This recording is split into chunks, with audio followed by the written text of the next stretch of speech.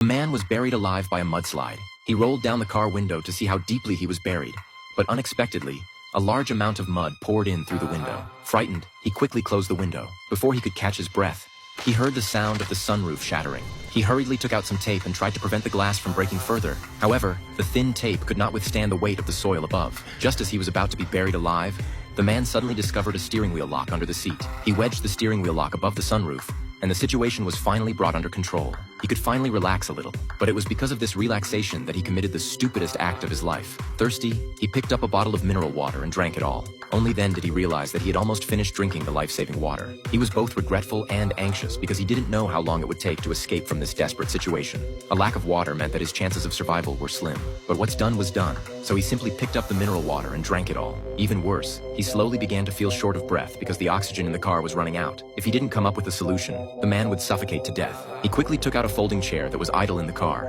and then pulled out the hollow steel tube from the folding chair. Next, the man removed the cap from the mineral water bottle, and then drilled a small hole in the cap with a nail clipper. Then, he found some hemp rope, tied a dead knot, and threaded it through the bottle cap. Finally, he stuffed the hemp rope into the hollow steel tube and let the bottle cap seal the mouth of the tube. After assembling these things, the man couldn't help but admire his own cleverness. Little did he know that the most desperate moment was yet to come. He put on gloves and straightened out the wire. Then, he used the wire to drill a small hole in the sunroof. Immediately after, he gripped the steel tube tightly and forcefully pushed the steel tube upwards through the small hole. But the soil was very compacted, and the thickness of the soil completely exceeded his imagination. The entire 1.8-meter-long steel tube failed to extend to the ground surface.